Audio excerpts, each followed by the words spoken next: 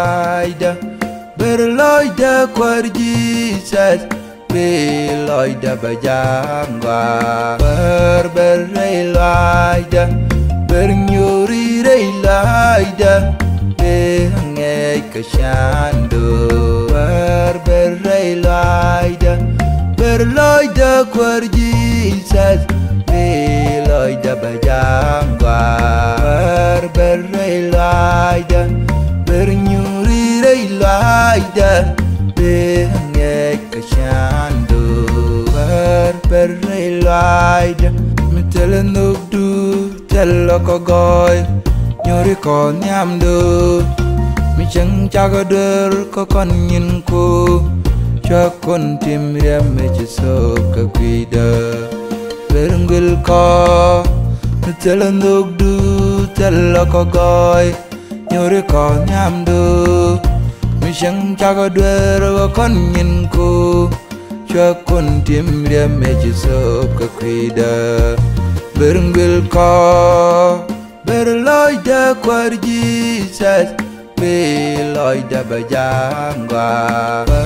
berloida bernyuri loida behangay kasyando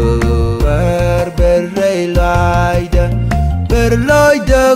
Jesus beloida bajangga berloida bernyuri loida behangay kasyando berloida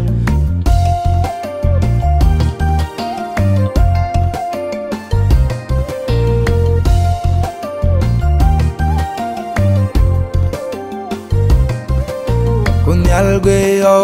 logo goida yang kon yamdu Sharol lanji wi pamdu walang mi jiguan taro jay kukwida berunggil ko kunyal gweyo logo goida yang kon yamdu Sharol lanji wi pamdu walang mi jiguan taro jay kukwida berunggil ko berloida Jesus beloida bajangga berloida bernyuri loida behangay kasyando berloida berloida Jesus beloida bajangga berloida bernyuri loida behangay kasyando berloida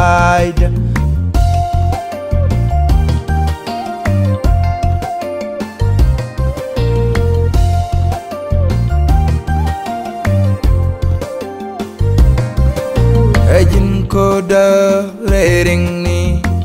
dang ko liao dial daram ngaji mi shuta go poj bajelang manisang in bajen wimo berunggil ko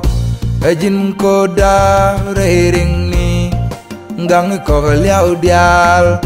daram ngaji mi shuta go poj bajelang manisang in bajen wimo berunggil ko